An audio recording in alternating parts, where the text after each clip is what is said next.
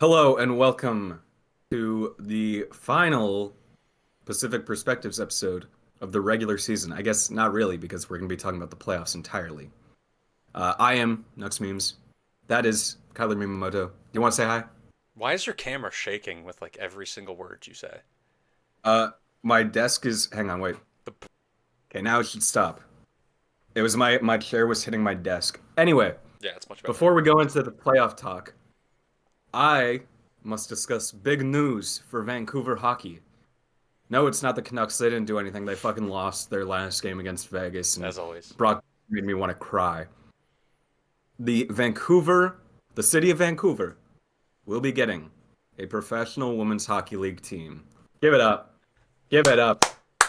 Let's go. I am surprised with that. I didn't think they'd go west so early. Like, I thought Chicago, Detroit, Pittsburgh, Philadelphia, even maybe, would be getting a team, but it's Vancouver and seemingly Seattle, I think. So, I have a new favorite team. Hmm. Xavier, what's your favorite PWHL team?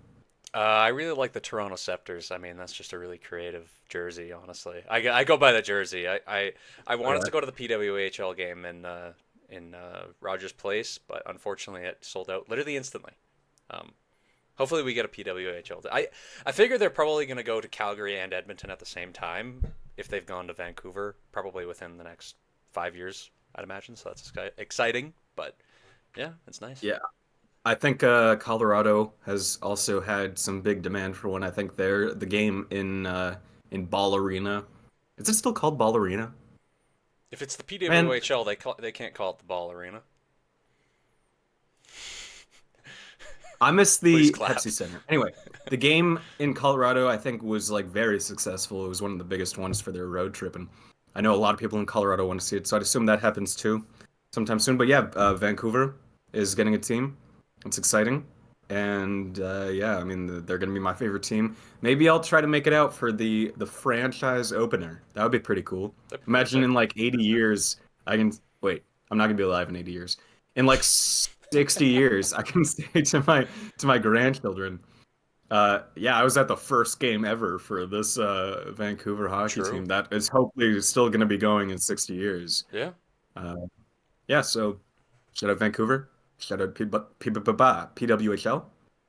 It's fun news. With that out of the way, let's go into the playoff matchups. So we're going to go through all eight playoff matchups in the first round and say who we think is going to win and why we think they're going to win.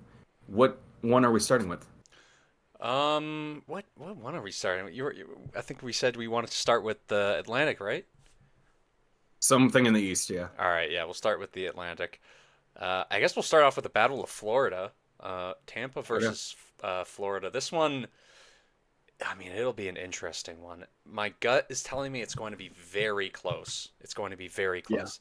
And I know it's apparently Florida is going to have everybody ready for game one, but I mean, we've already seen it with Edmonton, except Florida has another finals run tacked onto that in terms of mileage.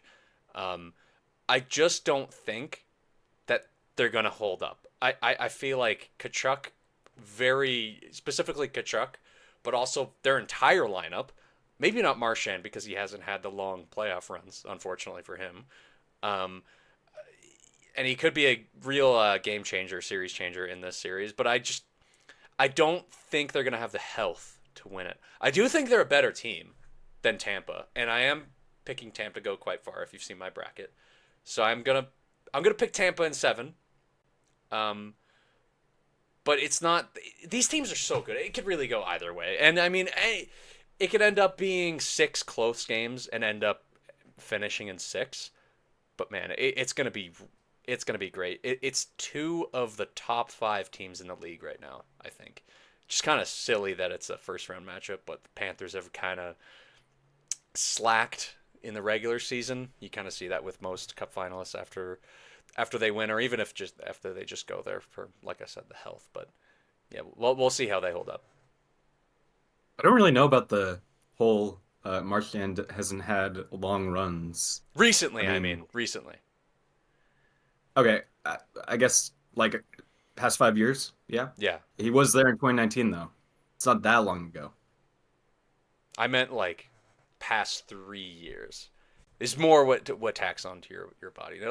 Like Tampa, we saw it with Tampa. They just kind of collapsed. Like their core players like Hedman and Stamkos just fell off a cliff because I mean Stamkos is and Hedman's are getting old, but like Hedman has been in the lineup and he's been healthy now for a while and he's had one of his best seasons of his career. So that really plays to I think Tampa's advantage here. And Bobrovsky's not that good. Vasilevsky is. So they've got a Vezina winner, Vezina candidate this season. And I just think, yeah, I don't know. It's the popular pick, I understand, but yeah, I don't see Florida going very far, especially not past Tampa. Yeah, I mean, I agree. I think it's going to be Tampa, but I think it's like of all the series, it's the least surprising if it goes either way. Oh yeah, Uh, it's so close, and hopefully it goes to seven. I mean, hopefully everything goes to seven, but there are like four specific series that need to go to seven. This is one of them. I think they're just so good up front. Like that top six is really insane, yeah, and they've gotten some reinforcements too in the depth. The depth isn't like a huge selling point for them, but they've gotten some decent, uh, contributions. Like one of the best names in the league right now, Gage Gonçalves. He'd been turning it on a little bit, so that's cool. Shout out Portugal. Hell yeah. But yeah, that top six is insane. The defense has been good. Hedman's had a resurgence, and Vasilevsky has also been incredible. I mean, really well-rounded team. Not that Florida isn't, but I think Tampa's more ready for this at this point because you have to think not there are some people in Florida who aren't 100%. yeah. So I agree. I think Tampa and seven. I will agree with you on that. Okay, yeah. I think another thing that plays into it is Tampa's guys. It's just the regular season, and so often with those teams that go a long way in the playoffs, they kind of slack off a little bit in the regular season. So I don't take it. I kind of take it with a grain of salt. But at the same time, Hagel is one of the top scorers in the league this year. Kucherov just won the Art Ross. The Panthers, most of their top players who are in the top nine are kind of on down years. Not even kind of, they are offensively as well as defensively, except for in Barkov's case. I think Barkov's actually had a very underrated year. Probably going to walk away with the Selke either way, so I don't think we have to worry about him. But I just Tampa is a team to me that I think they can go far because once they get up a couple goals, and those goals come easy for them. They're one of the best teams at scoring goals right now, just in terms of just like, do they have the snipers, the ability to actually score, as well as having an insanely good power play. Like, it's just stupid how good it is. And yeah, the depth hasn't been there. On paper, it's there for Tampa, but it really hasn't been there. The Bjorkstrand deal really helps them, and he is usually a guy who steps up for the playoffs. But yeah, I think most people understand it's going to be an amazing series. The only thing that would surprise me in this series is if it ended in under 5. I think So four. or 4 or 5. Like if it was a sweep, I'd be astounded, especially if it was the Panthers. Yeah, I mean, yeah, it's definitely an interesting one to look out for, and we have a lot of time to hype ourselves up for it because it doesn't start until Tuesday for Yeah, some reason. Why? are the Miami Heat Who in the knows? playoffs? I don't know. I don't think. I honestly don't know. I think they are somewhere there. But like, it's the season. It's going to start in Tampa, isn't it? Yeah, So what does that matter? Also, they don't play in I'm not sure. the Heat are in the playing game, but they're It's probably going weird. to lose. What does it matter that Miami's? Weird. They're just I going to know get that's wiped been a this season. scheduling conflict for a while with the Heat, but I don't know. Well, we don't know they're going to make it. I think they just kind of were like, yeah, this can go on Tuesday. It's also it starts at 8:30 on Tuesday. That isn't Eastern time game starting at 8:30. And Yeah, also on that day, Minnesota Vegas starts at 11. we're in a In position Eastern. where the Jets I'm just gonna assume they're going to dismantle the Blues. We'll get into that later, but I think most people pick that. We're in a position where the Jets could have finished their series by the time before that series game 3 has started. Yeah, Like that's pretty funny. that feels kind of dumb. That feels kind of dumb. I don't know. I don't know what they were doing with the scheduling here, but Yeah. Anyways, we'll move on to the next series in the Atlantic. Potentially an even more exciting one, just for the media implications beyond just the teams. Leafs versus the Senators. Battle of I would Ontario. I would definitely say this is more interesting because the fan bases are quite a little bit larger and quite a little bit crazier.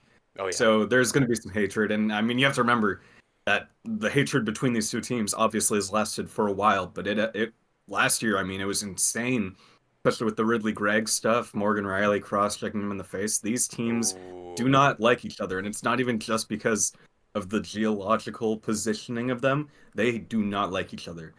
So I expect this to be a bloodbath, and I think it would be disappointing if we got anything less than that.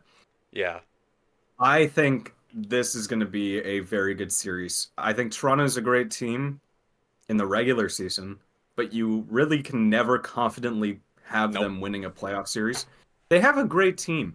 Austin Matthews has been worse this year a little bit, but he always has the potential to turn it up, and he didn't even have a bad season. Marner's been insane. Nylander's been great. Tavares came out of nowhere again. Has been having a great season. And their goalies, I mean, Anthony Stolarz ended up with the best save percentage in the regular season over Connor Hellebuck. That's crazy. That seems like a piece the Leafs have been missing for a while, the goaltending. Yeah. They haven't had the confidence in a goaltender for a while, and now they have two great ones. The defense is okay. I mean, you still love seeing Simone Benoit there, but you do definitely like seeing Chris Tanev there.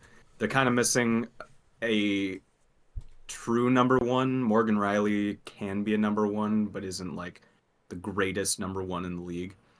But it's a good team. They got decent depth too. I think it's a great team. Senators, the Ottawa Senators, obviously I've been following them because I live here. Gone to a couple of their games, and they are a very, very strong team. I'm surprised that they even like are in the position they're in because it seems like they could have definitely gotten a division spot. Yeah. But I mean, their depth isn't the greatest on forward and defense. I mean, if they're playing Travis Hamonic, that is something the Leafs will look at and their eyes will bulge out of their sockets like a cartoon character because Yeah. he's not good He's at terrible. all. Matt Impala's been a pretty decent guy for them there, but even he, like, he's a young guy, Yeah. doesn't have even that much NHL experience, so having him in the playoffs, you kind of worry about that. But up front, I mean, how fun is it going to be to see Brady Tkachuk in the playoffs for the first time? Oh yeah. Yeah, I think everyone's been waiting for that. He showed that he can play in that kind of moment during the Four Nations face-off. You got Tim Stützle, who, you know, definitely a ghost candidate, but I think so. he definitely has the ability to change the game. And then beyond that, I mean, Dylan Cousins has been pretty good since coming over. Drake Batherson, another question mark, I'd say. I wouldn't be surprised if he had kind of a more tough series, but even then, I mean, their secondary scoring is pretty decent. You know, Ridley, Shane Pinto, maybe Adam Gaudette can get a couple. He had 17 goals in the regular season. That was impressive. At the end of the day, though, I think I still have to go Leafs, but I'm gonna go Leafs in seven. I'm not gonna pick 7 games for every series, but I think this is another one of those that needs to go to 7 games. And I feel like the Leafs get the job done. They have a slight edge in goaltending. Ullmark is good, but Stolarz has been fantastic. They have a slight edge in star power. Defense is pretty close.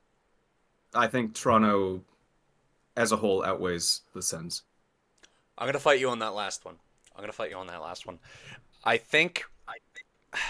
Now I'm just gonna start out with my series prediction. I'm gonna go Senators in 7. Um, but I could easily see the Leafs winning. I mean, like you said, ghost candidate. I could definitely see. Strangely enough, I do think that any of the Senator superstars, including Brady Tkachuk, ghost candidate there. But the Leafs numbers are truly awful. And I've watched a lot. I've watched probably 15 Leafs games this year. Not as many as most Leafs fans, but I'm very detached emotionally from the team. I just kind of, they're a team I don't really care about. And so when I say Senators in 7, it's so corny because everyone's like, oh, the Leafs are like, oh, they're not going to make it out of the first round. But why do they not make it out of the first round? Here's why. Every single time they go to the playoffs, they do not play to the moment. The one time they've played to the moment was when they beat Tampa. And they play. You can go back and watch that series. It's like they have something there. They scored so many clutch goals. They got it in deep, and they tried hard every single time. Tavares was carrying them. But just Matthews and Marner, sometimes Nylander, but not really Tavares, they just do not score. They just don't do the things that you need to do in the playoffs. And that's such a cliche, but they don't. They don't play that hard. And that's my only issue here is they're so skilled. I don't even know why it is, because really their games should hold up. It's not like, oh, you can't be a fast kind of 5'11", 6-foot small guy going into the corners and playing a skilled game.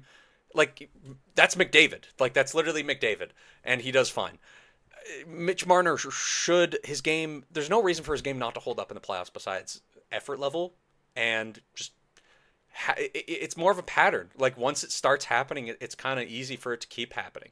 And I think that's the biggest thing for the Senators right now is for their stars to begin their playoff careers scoring. You cannot go into next year's playoffs knowing that you didn't score at all. Like, if Tim Stützle gets like 2 assists in 6 games in a 6-game loss to the Leafs, next year suddenly this whole Senators rebuild thing is like in question. And that can carry with you the entire year, and that will weigh on you mentally. And we've seen it with the Leafs.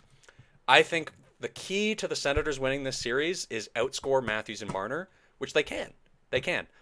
And another thing, I'm not too sure I really like running a tandem in the playoffs. I don't think we've seen it work for a while, but like on paper, those are 2 elite goalies this year. So it should work. So that's just kind of more of a gut feeling type deal.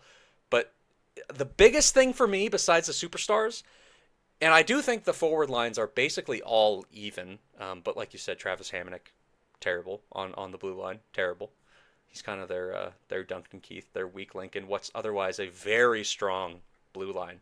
And the biggest thing for me though is Jake Sanderson and Thomas Chabot are better by far than anything that the Leafs have.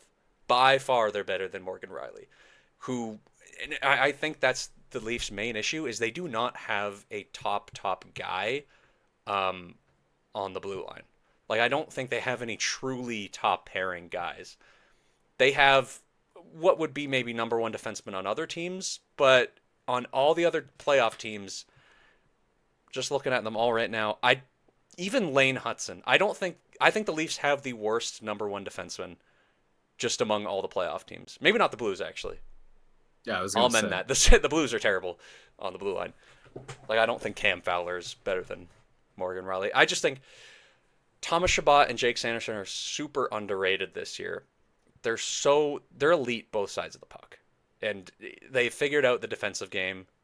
I mean, as early as last year, the Senators had the defensive game figured out. Like, they were top 10 in expected goals, or they were the bottom 10, I guess, if you're reading it that way, in expected goals against. They were a good defensive team, but now they have the goalie. And the thing for me is they don't have the tandem. They have the one guy who can carry them every single game. Now we'll see if he holds up. I think that's another one of the biggest things about the Senators is, can Ullmark not get hurt? Because we've seen it a few times this year. But yeah, Ullmark's his playoff history also isn't the greatest. It isn't ever. I mean, if you think of 2023, did not have a good series against Florida at all. And they do not have another option after that. What, you don't rock with Anton Forsberg? I actually don't rock with Anton Forsberg. I think the tandem thing isn't really that big of a deal for Toronto. I think in that case, you have to just ride the hot hand. If a goalie gets you a win, plays well, you just start him for the next game. So I think that Toronto definitely seems to have the edge in goaltending, but Ullmark can outplay Stolarz or Wall. Yeah. We'll just have to see there. Another thing, I don't think Brady Tkachuk is a ghost candidate because even if he We just doesn't don't know. score, We don't know. but even if he doesn't score, you're going to notice him. There's no way he's going to make some kind of impact. He's not going to be a ghost. He's going to be physical. He's going to be getting shots. He's going to be riling up the competition. You're going to notice him in some way, even if he doesn't put up points, and he has struggled putting up points this year. Yeah. You're still definitely going to notice him out there. And I mean, it's kind of fun that his production has dropped, but Ottawa has made the playoffs this year. It kind of shows that he can impact the game further than just True. what he is scoring. So I don't think he's at all a ghost candidate. Um, I I think Stützle and Batherson. I would actually say Batherson for me is one of the bigger ghost candidates in all of the playoffs. Yeah. They I don't know. For the Senators, I want to believe it's just that we don't know. I want to believe that their superstars can score, and obviously it's not on the level of Austin Matthews, who should. The biggest thing with Matthews is he is a top 10 player, top 5 some seasons in the regular season, and he's barely noticeable some nights in the playoffs. And that's so insanely frustrating, and that just completely subverts your expectations of the Leafs on any given night in the playoffs. For the Senators, I just want them to be making a difference every single game. And like you said, with Kachuk, when I meant with the ghost thing is not scoring goals or getting production. But yeah, you're right. He will at least step up in the effort level. I think another thing that the Leafs would have on the Senators is playoff experience. Yeah. Even though it hasn't gone well for them, and we've kind of seen that a team without a lot of experience can beat them. 2021 Montreal. They've made the playoffs now. This is their 9th year in a row, I believe, and it's Ottawa's first time in playoffs in like 7-8 years. So that they definitely have the advantage there. They know what the game is. Ottawa's going into this pretty much blind. So, but they have some guys who have experience on their team. Obviously, Claude Giroux. How cool would it be to see him have like a really nice playoff run? Yeah. That would be fun. He deserves a cup. I am rooting for Ottawa. I want them to make it out of the East, which is part of the reason I'm saying I think Toronto's going to win. And I wouldn't hate if Toronto wins because I'm not a Leafs hater or anything. I would love to see Chris Tanev get a cup. I want to go to a parade. True.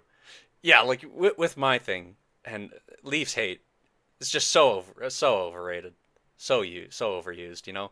I'm not picking the Senators because I don't like the Leafs. I'd be perfectly fine if they won this series and they went on, right? Even if I'd be perfectly fine if they won a cup, besides the fact that their fans would be very annoying about it, especially if the Oilers didn't. But yeah, I mean, it's definitely one to watch. With the guys at the top, why are you suddenly like, is God taking you? What is going on? I don't know, man. I just felt my head burning. The sun's just like, holy shit. It's glaring. Oh my God. I'm going to close my curtain. All right. While that's happening, we'll move on to our next series. The one that I think most people assume is going to be pretty short. Carolina and New Jersey. Now, I understand most people are taking Carolina in this, and in like 4 or 5, me included. I have Carolina sweeping. What about you? Yeah, I mean, I also have Carolina. I don't care. This is the one series where I do not care at all. Like, this is going to be the worst quality hockey in the entire playoffs. I think this has to be the worst series that could possibly happen. Now, obviously, it's a worst first round series, but I don't think there's a single playoff series that's possible right now that could be worse than Carolina and New Jersey, like going forward. Carolina, Montreal.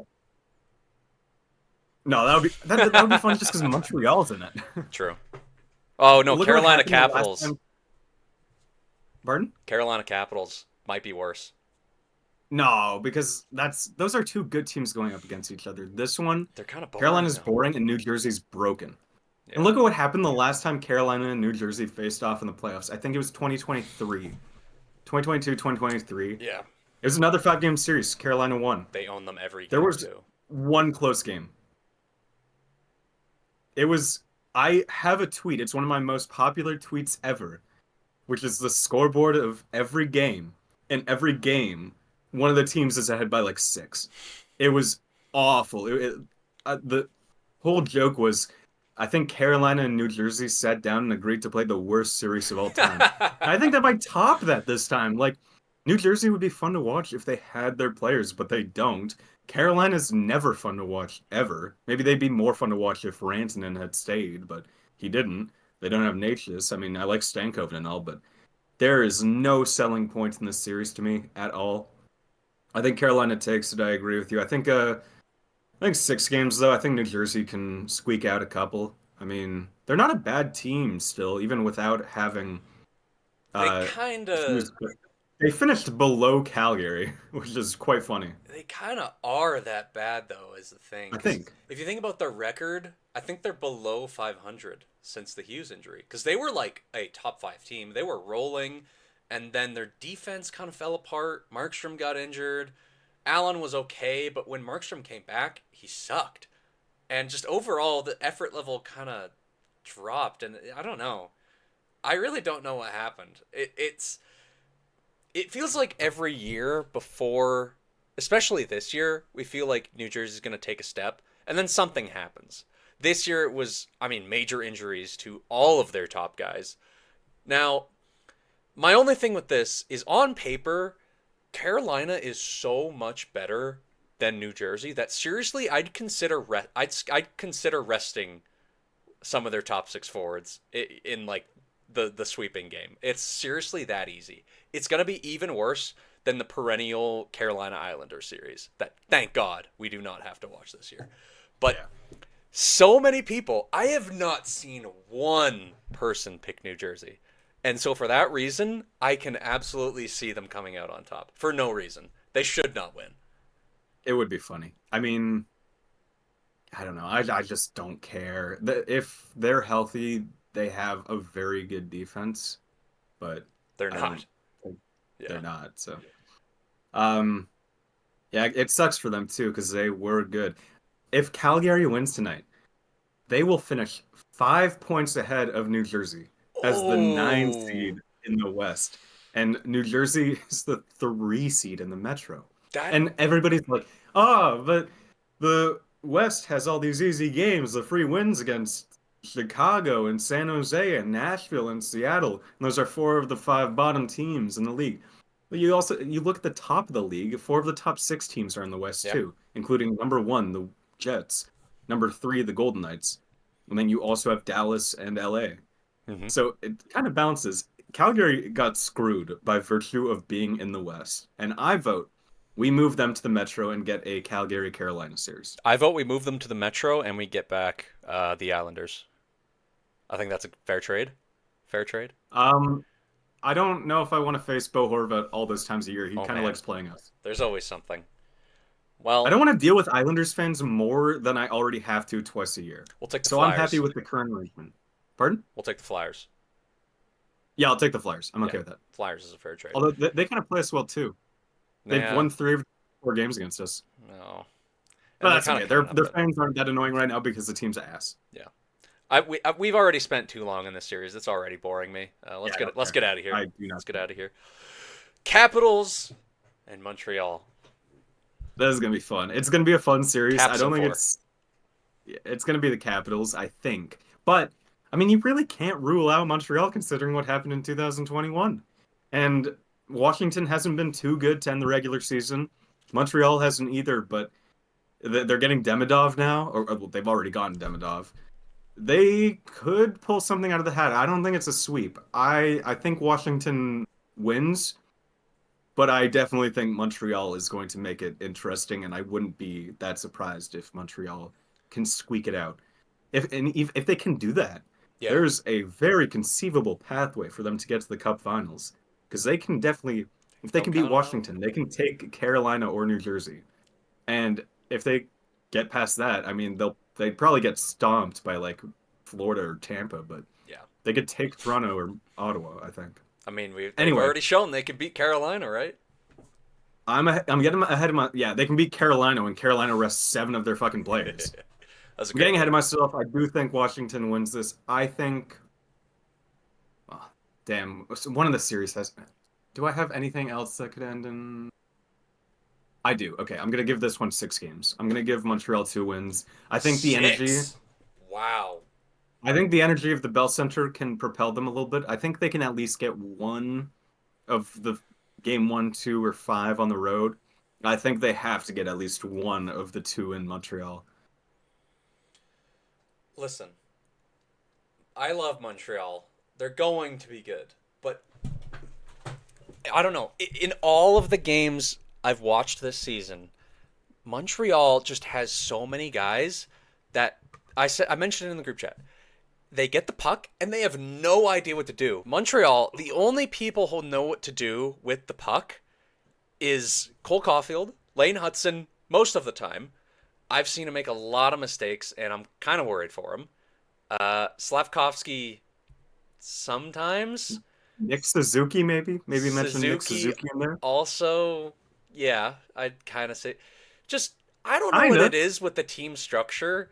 They just, well, first of all, the roster's not very good. Demidov is actually one of the guys that knows what to do with the puck. I don't know if it's because he hasn't been there long enough and he doesn't figure to be scared of guys yet in the NHL, but that's what it looks like. Montreal looks like they're scared, which is weird because they have a lot of guys who can be decent and they can rise to the occasion. And what's weird is I think this team on paper, at least from the regular season onward, is better than the team they had in 2021. Well, I mean, most people would say that was like one of the worst teams to ever make it, most improbable. And I mean, Carey Price. And Montembeault also had a better year than Carey Price did in that regular season. Now, obviously, it's not Carey Price, and we know what he can do in the playoffs. We'll see what Montembeault can do. They will need him to steal, I'd say, half of their wins if they end up winning the game. Maybe even all of their wins. Um, there is a slight chance that there's a complete Caps facade here, and they've just been running a PDO heater the entire way, and Logan Thompson's injury is huge, and they collapse with Charlie Lindgren in net. I'll give that like a 2% chance, and I think that's literally their only way out of this. Besides that, it's Caps in 4, maybe 5. I was gonna say, I don't think, like, Washington hasn't really sold me that much this year. And I think it's because both times they played the Canucks, we outplayed them, and both times we were in bad stretches of the Yeah. season, and the Canucks are shit. But I have seen them as a team that is the most likely to get upset in the playoffs. Hmm. And if it doesn't, like they can easily get past Carolina or New Jersey too, but I don't think this is a cup winning team. It would be cool if it were, but It is by far the worst corner. Well, I guess you could say the best corner of the playoffs to be in. It's by far the worst corner of the playoffs in terms of just how good the teams are. Like, I and the think you hockey can make an quality. argument that if you throw the Capitals or Carolina against of anybody in the West besides the Blues or the Wild, they would lose in 6 or 7, right? Like Kings, Vegas, Oilers, Jets, all those guys. So it's Yeah, pretty I clear they're not a very strong division there. I do think the winner is going to come out of the West this year. So yeah, I'll say Washington in 6, but like they just don't convince me that much. And I think like there's definitely a universe where Montreal can pull off the upset because Montreal has some weird voodoo magic Yeah, in the playoffs sometimes, yeah, they have the and magic. Washington I I low-key fraudulent. I do think if the Habs get those 2 games you're talking about, I think they're gonna get destroyed by Carolina. And I don't love Carolina. I just if they're that bad, or there's something that wrong with them that they give up 2 games to Montreal, even though there's magic, but I can excuse that magic only for 1 game. If it's 2 games, yeah, it's bad. Okay. It's bad. I hope Carolina doesn't make it to the Eastern Conference Finals because I don't really want to watch Hurricanes hockey, but if they do, at least they'll get swept. I don't think I like any of those games in the conference finals, like I think Caps or any Carolina. like well, imagine Montreal Toronto. Oh yeah, well easily, but I mean that's not happening. I think like Washington against any of those teams in the Eastern Conference Final would be interesting. Maybe Yeah. I think any of them would be interesting. The Capitals are a really sneakily boring team, just in terms of what they generate. Like outside of the OV, like that whole thing, the OV record chase, they're a really boring team to watch. Like many of their shots come from the back end. They don't put up a ton of great scoring chances. Their special teams are okay. I don't know. They don't have a ton of great. We'll see where it goes. I don't like any of them. If the Metro winner ended up winning the cup, I'd be very, very surprised. Very surprised. Move on to the Central. Yeah, let's go to the Central. All right. Well, the Central here, we've got the Jets and St. Louis. This is a very, very strange one. Wild card in every sense of the word. The word. Yeah, I need to have some crazy pick on this, so I'm gonna go St. Louis on this. I think not Washington. I think Winnipeg. Well, obviously Winnipeg is a much better team, but St. Louis has the vibes right now. They have the morale, and I know you were talking about some post where it's like, how you end the regular season doesn't mean anything in playoffs, but definitely means something for morale, even if the on ice play can't translate. Winnipeg was the one who destroyed the Blues win streak, so that's pretty interesting. It's shown they can beat St. Louis while on a heater, but maybe St. Louis will also have something to say about their streak coming to an end. I think their forward depth is very good. I really like it. It's young, they've gotten great contributions out of, Zach Bolduc, Jake Neighbors, your favorite guy, Dylan Holloway. Buchnevich can step up a bit. Kairu's great. Robert Thomas is great. They have a solid team. The defense Is there? worries me. It's The present. defense exists. They haven't been that bad, as bad as they should be, Yeah. considering it's, Ryan Suter, Justin Falk, Cam Nick Leddy, Fowler. Cam Fowler. Oh my goodness. It's Now a that lot you of say umps, it, and then it's Philip so Broberg. much worse. It's so much worse. It is quite interesting, but it's been pretty fine. Like it hasn't been a problem that much. So they can get by on that. And then if Bennington, I mean, we've seen what Bennington can do in We the know what clutch. Bennington can do. On the other hand, we've seen what Hellebuck does in the clutch, and it's not great. And Winnipeg, like I don't like their forward depth, even though it's been okay. I don't love it, and they just don't strike me as a team that's very playoff ready.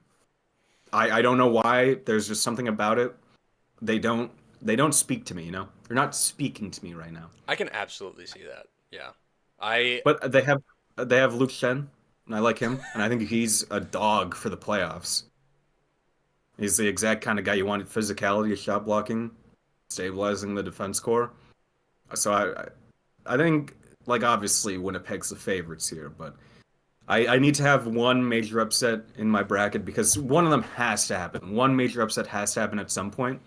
So I think St. Louis over Winnipeg is the most likely one.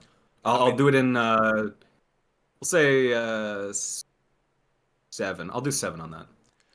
I think I originally said that this one wasn't.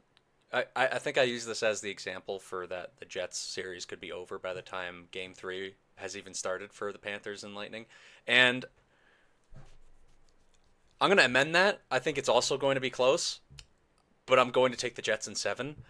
I just think the magic has to run out at some point because they were a genuinely good team in the underlyings there for a while. I think they were like a top 5 team in just expected goals percent, all situations. Like special teams was good, 5v5 was good. They were actually scoring. They were getting great contributions from everywhere around the lineup. Like young players, like Bolduc comes out of nowhere midway through the season. But I don't. The thing for me is their back end is genuinely terrible. It's genuinely terrible. It's filled with vets, but they're not good. Philip Broberg is your best defenseman, and I like Philip Broberg. I think he's a good second pairing defenseman on most teams. When that guy is your best defenseman, it's just like the Leafs, except the Blues are obviously not as good of a team as the Leafs. as much as I was making fun of them. I think this could be a very, very quick series. It could be a very, very quick Jets series. But I think there will be a little bit of magic. I think we'll get to see a great Binnington game. And again, we'll see Hellebuck. We know he's not going to be amazing. I can absolutely guarantee that. You're not going to get regular season Hellebuck. We'll see about next round. Maybe against the Avs. But the defense is so bad, and it's awful from the forwards as well. They have stepped up, and they've given really good effort, but a really sneaky thing about this Blues team is their forecheck is really good, but their back check, awful. Seriously, whenever we play the Blues, it feels like we just coast through them. And it's a personnel issue. I mean, they weren't expected to be good this year. I think most people understood that. I think they're here right now because of Binnington bouncing back and Dylan Holloway and Broberg having pretty good years, as most people know. But yeah, I'm just really worried about the top guys scoring, drawing up mostly. I think it's a guarantee that the back end will allow a pretty good amount of high danger chances. They're not the Jets power play is going to feast. Is probably what's going to end up winning them this series, specifically if it goes down right to the wire. I think not picking the Jets is a little overstated, their playoff struggles, because they are a genuinely better team than they've ever been this year, not just because of the President's Trophy. It's pretty low-scoring President's Trophy this year, so I don't put too much stock into that at all. But their underlyings are genuinely all right. Like, for the first time in seemingly this entire Jets tenure, since maybe Bufflin was on the team, they are an actually solid defensive team. Usually it's just been that Hellebuck is amazing, and he covers up the fact that they are one of the worst defensive teams in the league. But Luke Schenn has been good. They have gotten randomly great seasons out of Dylan Sandberg. So we'll see if it carries up in the later rounds, but I just don't think they can lose to the Blues. I don't think it's possible. I think it's going to come really close, and I think that's showing that the Jets are not really an amazing playoff team. And we'll get on to the next round, maybe. But yeah, I just can't see it. I can't see it. I mean, I can't argue with you on this. It's not like I'm committed to my Blues take. Yeah. I don't have all the confidence in the world in them. I have to have some fun here. Yeah, I mean, Winnipeg, I understand the take. I understand the pick there. Winnipeg has the potential to make a very deep run, and I think that a lot of people would hate me having the take that I do, but gotta have an upset. It's not like it's NBA where all the higher seeds win always. Or like last year in the NHL. It's gotta be some sneaky team that gets in. Yeah, I think last year the only major upset was probably Edmonton over Dallas. I can't really think of it. I don't think that was that I think much I of an remember upset. that every single favorite won every first round series and every second round series. But that's not that common in the NHL, and if It's it not. happens It's 2 years not. in a row, that'd be insane. I mean, you got Florida over Boston a couple years ago. Then there was the 1 year where all the wildcard teams won. Yeah, That I was mean, insane. NHL is notorious for the favorites not being the favorites, but I mean that's why last year was almost more of an anomaly because the favorites actually won. We'll see if that trend Yeah. continues. I could definitely see it. It feels like it's much more of a closer year this year, though. So Okay, let's move on to the series that we definitely deserve to better from. And I'm saying that before it's even starting. Dallas, Colorado. This sucks. We knew it was going to be Dallas, Colorado for so long, and it was so exciting. And now Jason Robertson is dead, and Miro Heiskanen is dead, and Colorado's going to own them. and I think it's Landeskog's Colorado in back. 5. Yeah. Yeah. Yeah. Dallas is on a 7-game losing streak, and now they've just lost Jason Robertson, and they're missing Miro Heiskanen. Thomas Harley's a 1D for sure, but then you look at the right Do side of not defense. look at the rest of the blue Dallas- line. Don't look at it. Brendan Smith, Cody Ceci, Ilya Labushkin, Matt Dumba. Wow, none of you belong on a playoff lineup at all. And here you are, all four of you. We'll see. You know what? I think that Wow. what we're gonna get is a high-scoring series, and I think it's still gonna be fun to watch because, It will be. like, Blackwood's a great goalie, but he isn't that battle-tested, and Ottinger's been struggling too. He's been had struggling a for a good while. playoff history before, but it I'm gonna hasn't fight been you on that. great recently. I'm gonna fight you on that. I'm no, I'm saying it hasn't been good recently. He's Oh, shown that he has he been good in had the playoffs before. he had 1.5 good series. He literally He had lost the one of the series greatest for series them by for Edmonton, he had one of the greatest series by a goaltender ever against and then he Calgary. just wasn't good again. Yeah. He can come back and be good, and Blackwood can also be good because he is good. But I mean, the offenses are pretty crazy for It's both teams. And yeah. the the people that Colorado got at the trade deadline, they had a very active one. You know, they have Natchez, not from the trade deadline, but from a trade. Natchez and Drury from that. Then they also have Charlie Coyle and Brock Nelson.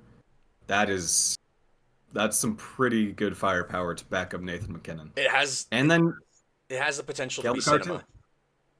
It could be a good series if I just wish that both teams were fully healthy. That's what we deserved. And if both teams were fully healthy, that should be a Western Conference final. That shouldn't be a first round matchup at all. Yeah. And you know what? I was just thinking of this. Dallas played Vegas in the first round last year, and now they're playing the Avalanche in the first round. Yeah. I There is nobody except for maybe the Kings fans after they lose this again that is advocating for 1 versus 8 more than the Dallas Stars. Like that's just silly. 1 versus 8 doesn't save the Kings though. It's always still them versus Edmonton. I think last year actually it was 4 versus 5 for them. I think we were 4 Yeah. and they were 5, but There's still a yeah. very good chance that Still they gives end you a up better with chance than Edmonton. 2 and 3 every single year because we know Vegas is inevitably going to somehow win the division again, or Vancouver. Who knows? Or Anaheim. It, Or Calgary. oh, yeah, I don't know about Just any of not those. The latter just not teams. Edmonton or LA. Yeah, the Well, team I'm just that talking wins about the the past Pacific is 10 not years. going to actually win the division in the regular season. I think we've just had that as a rule. Anyway, Colorado, Dallas. Dallas is just outmuscled here. Colorado, I don't love their depth on defense. And well, I like their forward depth more now, but it isn't incredible. It's at least a step up from when they were running Oliver Shillington on the fourth line. Yeah, Dallas is broken. They aren't winning games right now. I think it's Colorado in 5. I I made my prediction saying Colorado in 6, but that was before I heard the Robertson news. I think if there's a team that can manage losing their top forward, it is Dallas.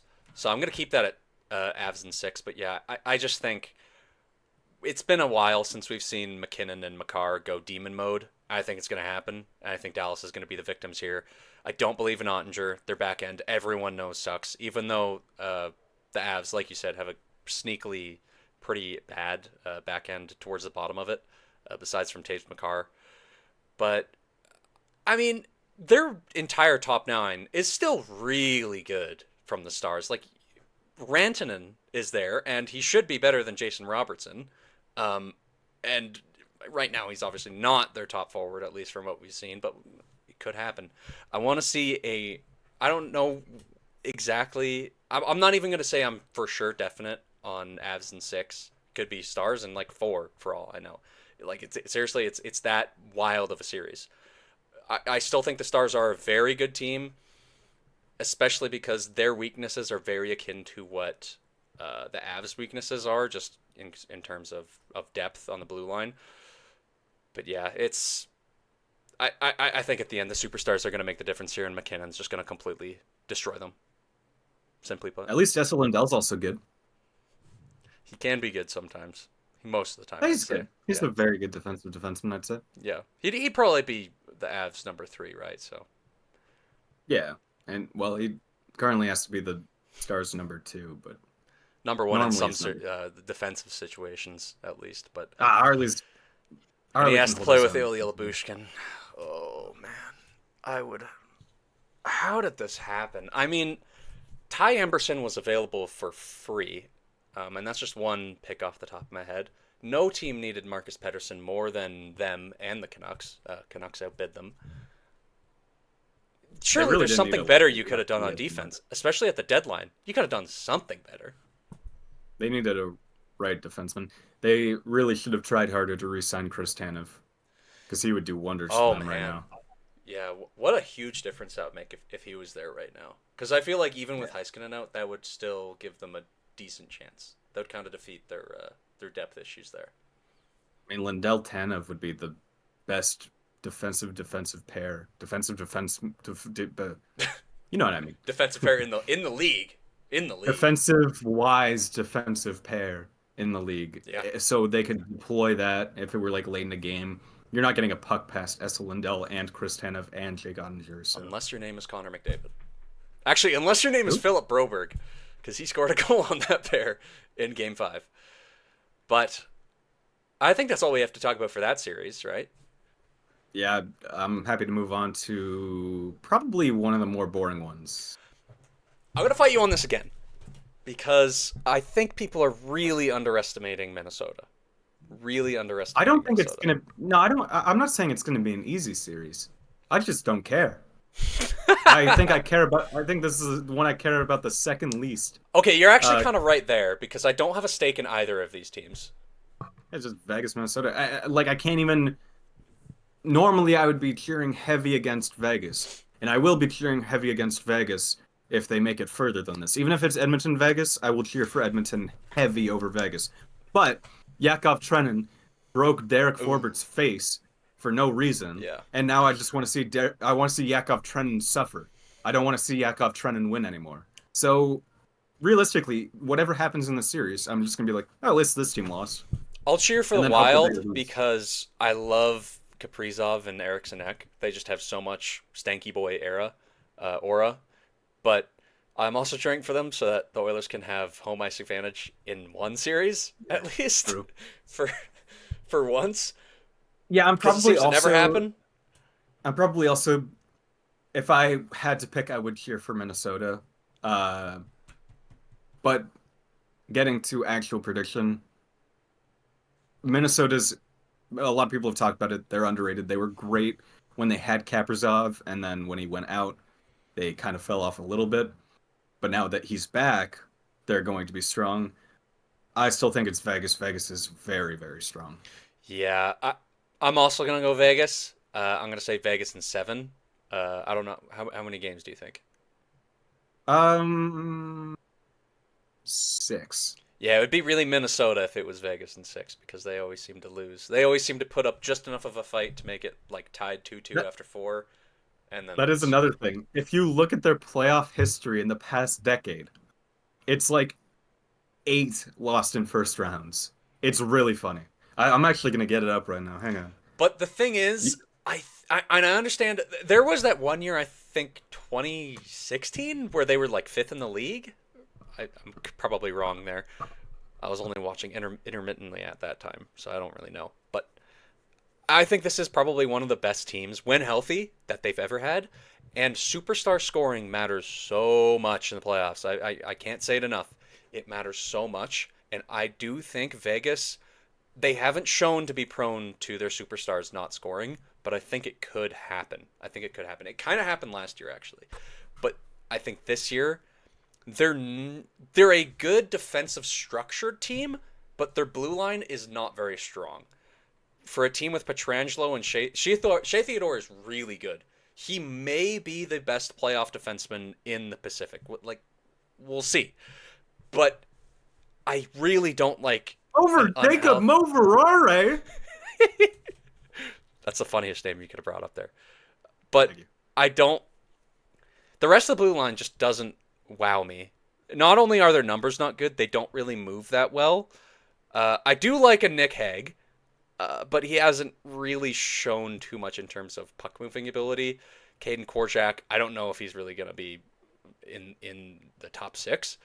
I We'll like White see Cloud. on that. But yeah, White Cloud is good. He's actually one of the guys I like, but he's like a number 4. He's a Brett Kulak. That's not going to change the series. But Yeah. Minnesota could win this series. And I think if they do, it will have to be close because Vegas, they always play to the moment. They always play to the moment. Their special teams seem to always consistently get it done, even though their PK is questionable this year. My only question mark, I know I just brought up superstar scoring, but honestly, I feel like I'm not worried. That's more of an outside chance of that kind of falling apart. I'm more worried about if Aiden Hill can act. He is battle tested and he did win a cup, but can he steal a series? Because I feel like Minnesota's going to bring more defensively and offensively. I think their blue line is better when healthy. I think their top six is just as good when healthy. Depth probably goes to Vegas, and goaltending probably goes to Minnesota if Gustafsson can actually play like the regular season goaltender he's been being right now. But just, Kaprizov is by far the best player in that series, is the thing. And he has shown that he can score in the playoffs. Minnesota just needs to break out of this dumb thing that all Minnesota sports teams do. That, well, not all of them, but they just need to win. Shut up and just win. Because I think if you win a couple series, suddenly that narrative is over and it's monkey off the back. And they're currently on an Oakland A's payroll right now. I think they're literally working with 25 million less than every other team because of the Ryan Suter and the Zach Parise buyouts. They will be one of the best teams in the league. They have potential to run the Central Division. And this character win over Vegas, if they get it, can be like the cornerstone. It can be the beginning of something special. Kind of like, just for example, it hasn't happened, but like when the Oilers completely demolished the Flames, that built them up as a team and gave them the confidence that they can destroy a good team, a rival, and they can actually be great in the playoffs. And then eventually we see they go on some runs and they can actually beat teams in the playoffs. But before that, they were terrible in the playoffs outside of McDavid and Draisaitl. I think that Minnesota has to have that mentality of exercising the demons and knowing they can be the better team if they just play like it. 2016, lost first round, 1-0 rounds. 2017, lost first round, 1-0 rounds. 2018, lost first round, 1-0 rounds. 2019, missed playoffs. 2020, lost qualifying round to the Canucks, 1-0 rounds. 2021, lost first round, 1-0 rounds. 2022, lost first round, 1-0 rounds. 2023, lost first round, 1-0 rounds. 2024, missed playoffs. 2025, in progress. I mean, that's just insane. That's insane. The one time they've won 2 rounds Over in Colorado. the playoff series. Pardon? They beat Colorado in Game 7, Nino Niederreiter. Well, the one time that they've made it to the conference finals was 2003. That was their 3rd year of existence, 22 years ago. They've won 4 playoff series in franchise history. One of them was 2014, one of them was 2015. That's it. It's been 10 years since they won a playoff series. Maybe they can break the curse this time, but as you said, Minnesota sports teams are cursed. I mean, look at the Twins. The Timberwolves at least made it to the conference finals last year. Vikings also cursed. Minnesota sports teams just do not win. Yeah. Yeah, they don't even make it to the finals. Yeah, it's... Okay, I think we move on to LA Edmonton now because I want to eat, and this is probably going to be the one that we talk about the most. That's And by true. probably, I mean it's definitely the one we talk about the most because it's the one both of us care about the most. I guess I should start because you're going to yap my ears off Yeah, you should. about this. I will start. The stake that I have in this series is obvious. I like Andrei Kuzmenko. This is going to be, in terms of hockey itself, I think the most entertaining series because these two teams know each other. This is their 4th time going up against each other in a row in the first round. And Edmonton has their number. They've also met recently, and some shady business happened with Darnell Nurse and Quentin Byfield. So there is already animosity going into this a week before the series started. So great timing on the scheduling by the NHL on that part. Just let them already, well, these two teams are going to face each other, so we may as well give them a game right before the playoffs to hate each other for a little bit. I think it's going to be great. I think Edmonton wins in 7. I think this has to go to 7. If this series doesn't go to 7, it is an absolute travesty. This is the series that I want 7 games in the most. Even above Toronto and Ottawa, I want 7 games out of the series so bad. Both teams are great, and both teams probably deserve to go further than this. I mean, it would be nice if one of these teams could go forward, or if both of these teams could go forward, and neither of Carolina or New Jersey could go forward. LA is so well-rounded, and people talk about their scoring and their power play, but since getting Andrei Kuzmenko, they have been scoring very well. Their power play is in the time since they got him, it's over 20%. And that in the time since they got him, they're 13th in the league in power play. And overall, before getting him, they were like 29th, 28th. So they have the scoring figured out. They also obviously have the defense figured out. Despite the fact their defense didn't really look that good coming into this year, it has been good. You have Drew Doughty, still great. Jordan Spence. I love Jordan Spence. I'm a big fan of Jordan Spence. You got Mikey Anderson, Vladislav Gavrikov. That is a good defense. And then Darcy Kemper in net. Who could have expected him to come out and play like he has this season?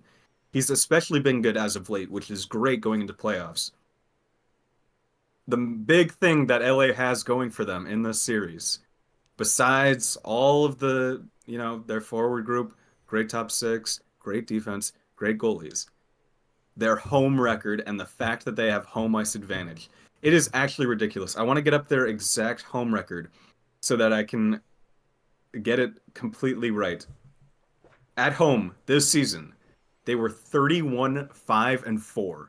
That is absolutely ridiculous. They played 41 games. Actually, they have one more to go. They've played 40 games on home ice so far, and they've only gotten 0 points from 5 of them. That is absurd. So they get to play possibly, maybe, 4 games on home ice. All they have to do is just win every game on home ice, and they make it to the second round. And that could be a possibility. But on Edmonton's side, they have the momentum going for them now. They've been slowly getting better every single year in the playoffs, and it's hard to bet against Connor McDavid and Leon Draisaitl because they're just animals. Bouchard has shown that he can be very, very good in the playoffs, and even Stuart Skinner locked in a little bit last year.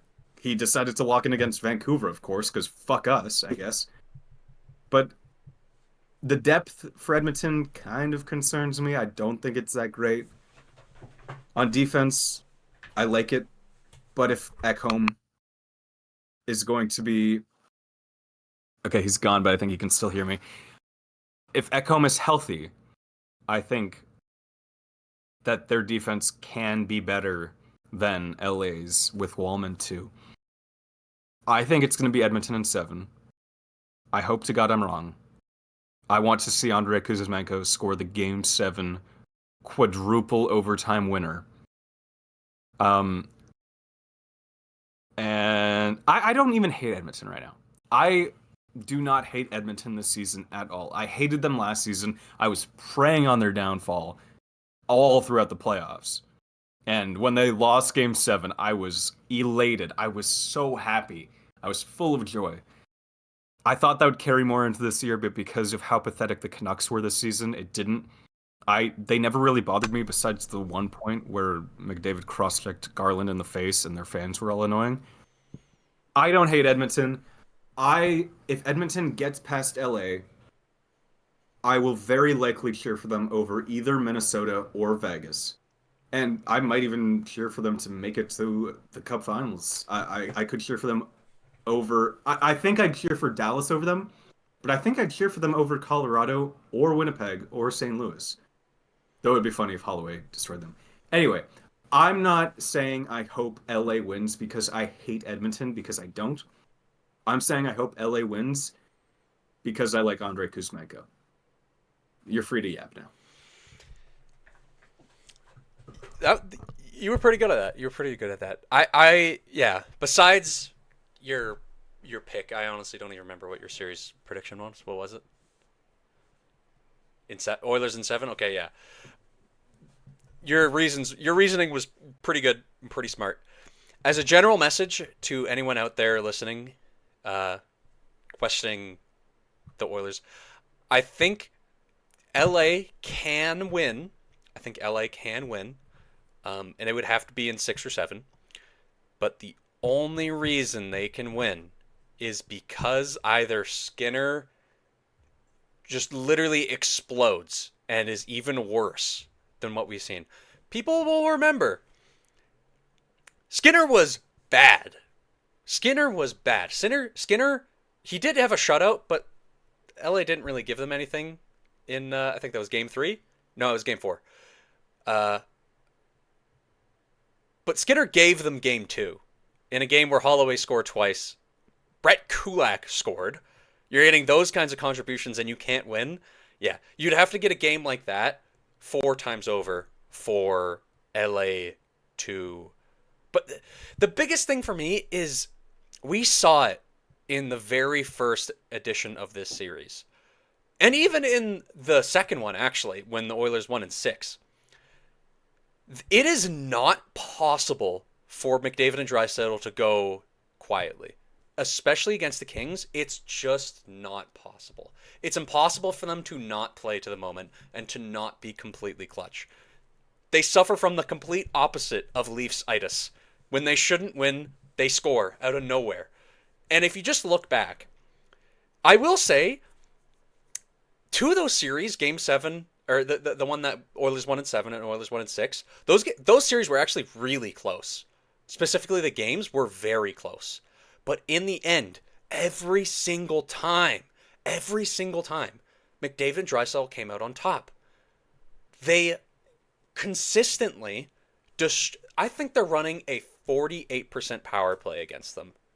I think Stuart Skinner and Mike Smith, collectively, the Oilers have had an .894 save percentage in winning 3 series in a row. So why would Skinner being bad change that?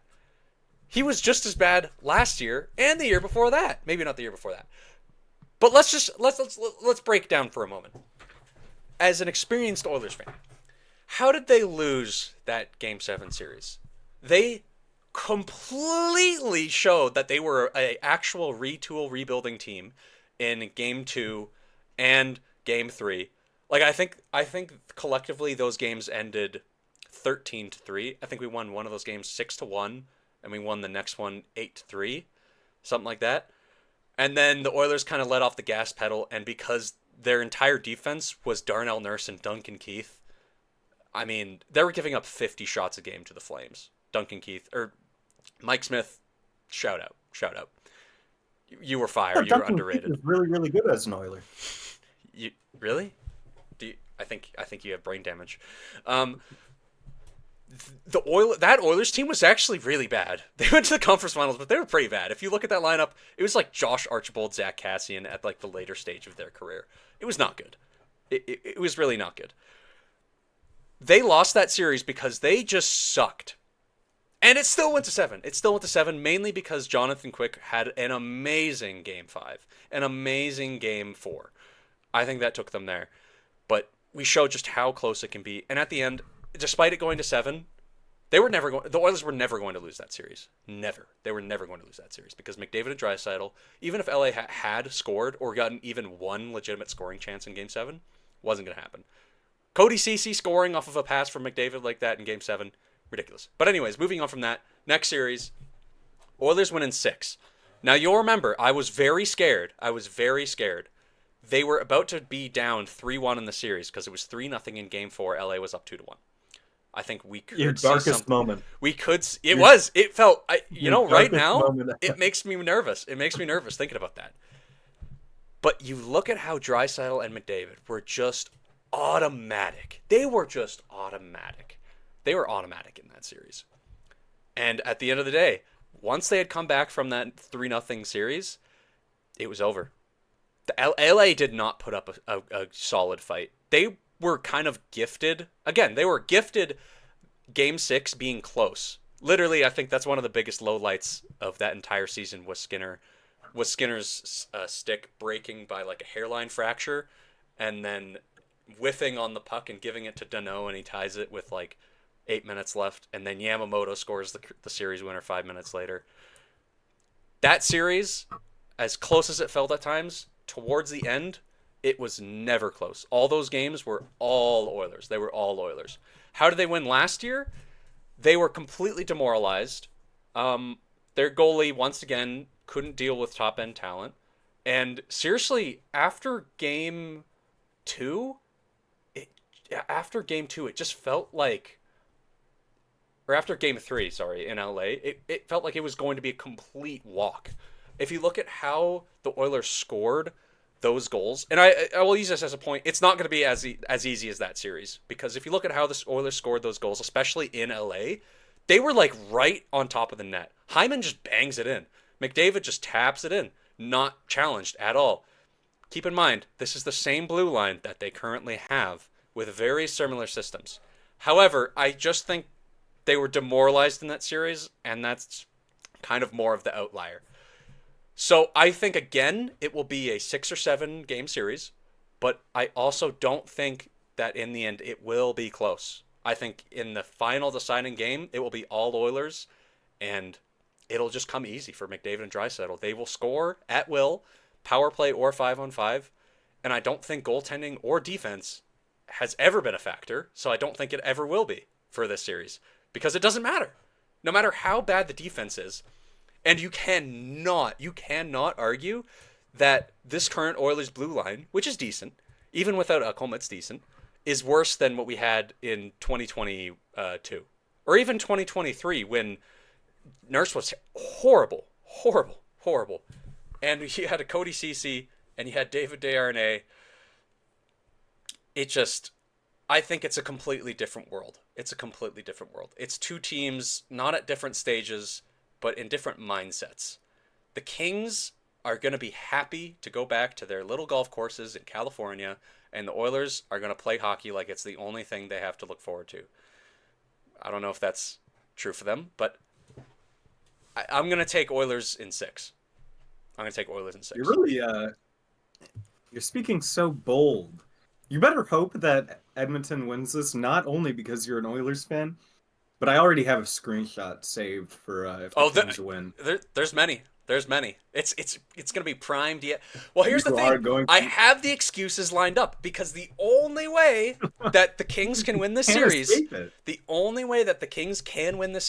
if McDavid and Draisaitl aren't 100%, or if Skinner has like an 800 save percentage and is horrible. I don't think the defense is going to lose the series. I don't think the depth scoring is going to lose this series. It'll just be health. That's the only thing for me. And I think people are looking at this Oilers team as if it's just, they're rating it as if it's any other regular team. This is not a regular team. Other teams cannot have 2-point-per-game superstars scoring at will against one of the best defensive teams in the league, which the Kings are. It isn't really a factor in like that. The Oilers have by far more experience. They have, a bit of a hot take, equal scoring depth when healthy. Because if you think about it, the third line is Evander Kane. I'm seeing your face. The third line right now is Evander Kane, Ryan Nugent-Hopkins, and Victor Arvidsson or Trent Frederick. That's better. That's as good as most teams' second line. Like, just in terms of how the scoring depth is, it's ridiculous. The blue line back home it's a pretty significant loss. You can't really glaze over that. But they've beaten the Kings before with way worse defending. Yeah, I don't think the forward depth stacks up to LA's. I think the thing you have to rely on is the star power, because I don't think that third line you listed is really all that close to as good as a Fogle, Deneau, Trevor Moore at all. Anyway, I did find the screenshot that I have. Like, how are Kings fans still talking? 4 sobbing emojis. Talking about Warren Fogle and Andrei Kuzmenko are going to be the difference this year. Better get invested in Dodgers baseball, Lil Gup. You are confident. You're very confident. That is kind of playing with fire. If the Kings move on, you better expect that on your home feed, because that will be posted. I will say there is going to be moments in this series where the Kings may be up, and it will be scary. It's going to come down to the wire. I think no matter what, it's tied 2-2 after 4, no matter what. but we're gonna see. We're gonna see. It's gonna be probably the best rendition of this series. I think we can say that for sure. I think it has to be. Yeah. I don't think LA's been this strong before, and I don't think they've been as equal as they are at this point. I think we need 7. We need 7 from this for sure. I can't wait. I can't wait to see playoff Kuzmeister. I hope he pulls through. Don't say anything right now. I know what you want to say right now. Don't say it. Don't say it. Just let me have my one player, okay? My team fucking sucks. Just let me hope for Andrei Kuzmenko to have a crazy series. And Yeah. I say all those things about LA, but like you said, they're a very good team. I think there's even an argument that they are I'd say top, like the number 6 team in the playoffs. I think they are that good. They are, like you said, I'd take them in a series over Washington. I'd take them in a series over Carolina. I'd take them in a series over the Leafs. I don't know about teams from the Central, but this is a very good team. I think, and it's a little tragic that they haven't been to the second round yet, because they have been good enough. I think I'd be confident in LA over Dallas right now, Really? and obviously over St. Louis too. I feel like LA Winnipeg would be a very great series. I think LA can match up against them pretty well. I think Kemper for the past couple months has definitely been on Hellebuck's level, and Hellebuck is like the main selling point of the Jets. I think because we've seen this series 3 times already, and especially in the first case, both those teams weren't that good. And especially last year, LA hasn't been great. I think people aren't realizing that this is probably not only, I wouldn't say it's the closest, probably be Leafs and Ottawa for me, or some other series I'm forgetting, but I think it's the best series in terms of like total skill or total how good the teams are. Because if you've got, in my mind, the like number 3, number 4 team facing off against the number 6 team in the first round, that's crazy. Like that's pretty ridiculous talent levels there. I just, it's going to be a sneakily the people who are picking this series as being the most entertaining are very smart, because I think it will be. Every game is going to be close. I don't think we're going to see some crazy blowout games like we have seen in the past. I think it's going to be 1-2 goal games across the way, overtime, lots, because we know that the Kings can shut it down when they need to. Okay, it is 7 o'clock my time. I'm hungry and hockey games are starting. So fuck the question segment, but I have a question. Yes. I have a question that we can both answer because I want to answer it. You can't pick the Oilers for this. If the Oilers were to lose, what Stanley Cup final would you want to see? Ooh. Like in a perfect scenario or just realistically? No, in a like what 2 teams would you want to see? I'll answer first and you can think about it. I think people can probably guess from what I've said here, but I really want LA Ottawa. LA Ottawa, if that were the Stanley Cup final, I would be enthralled with either outcome, because either Kuzmenko lifts the cup or I get to go see a parade. And I think it'd be fun to go see a parade. I mean, maybe I'm just like a 5-year-old at heart, but I think a parade would be fun. But also, I like the Senators, and it would be fun for the city, especially my last year here. Be cool if they could get the job done. So yeah, LA Ottawa would be incredible. But I also just picked both of them losing in the first round. Yeah, besides the Oilers, I don't know. I think this is a bit of a weird one. I think I'd actually say Habs and Vegas, just to see Vegas. Excuse me. Just to see the Habs beat Vegas again. It would feel so good. Really funny. And to see the Habs win would be amazing. Even though I'm not a fan, but Habs Stanley Cup would be cool. I'd say they're probably my second favorite team out of the East. I like all Canadian teams. If any of the 3 Canadian teams in the East won, I'd be happy. Happier than Edmonton or Winnipeg, but I'd rather Edmonton than Winnipeg, and I like Edmonton more than most of the other teams in the West. In terms of just entertainment value, though, I think Jets Leafs would probably be the best. Without picking a winner, in terms of how good a series was, I think Jets Leafs would probably be the best.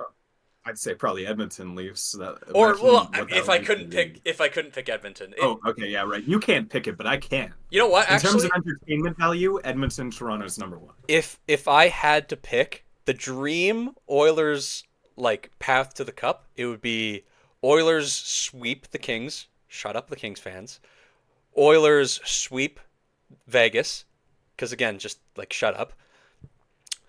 Oilers sweep the Blues, Okay. because like This is fucking die, lame. and This is then no, beat the Leafs in Game 7, because it would be way more painful than if we swept them. That is so fucking lame, and I'm gonna tell you why.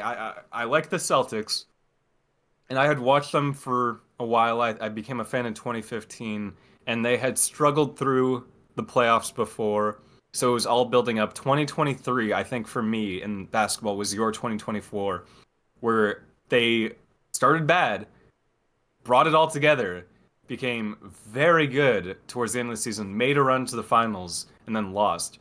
And that finals run, the run to the finals for the Celtics, was so fun to watch because they should not have been there. But they were. And they played some very fun, very close series to get there. In 2024, when they won the championship, they won the first round in 5 games. The second round, I think, in 4. The third round, they definitely won in 4. And the NBA Finals, they won in 5. I'm not complaining about seeing my team win a championship, but it's not like it was as thrilling to watch as it was in 2023 when they weren't supposed to be that good, and they still made it through. They struggled through those. They got a Game 7 win against Miami in 2023. It's not as fun to sweep. I can tell you that right now. It's so much more satisfying to win in Game 7. I mean, I can agree with that. I winning in 5 last year for the Kings was like, sure, yeah, nice. But winning in 7 was like one of the best nights of my life. Like, it was great. So I understand what you mean there. However, just because I love to watch hockey and playoff hockey in general, taking away the stakes of worrying about where my team is at that particular round, I could just go and watch the rest of the second round. I can go and watch the rest of the first round. I can go watch the rest of the conference finals. And then when it actually gets to the team where I don't have anything else to watch, then it goes to 7.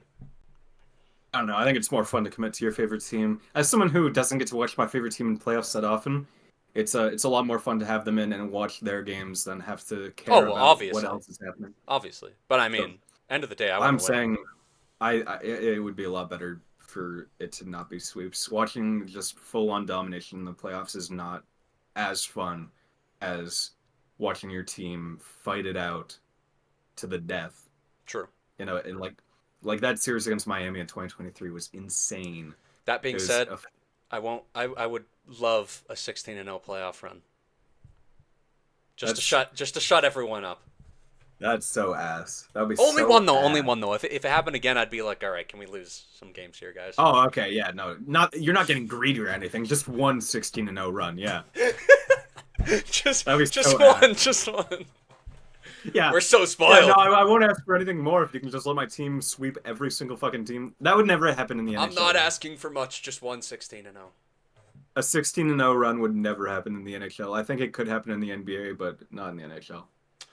All right, well, I think that's going to do it for this episode. It was an hour and a half. This is a long one. Could have even split it up into 2.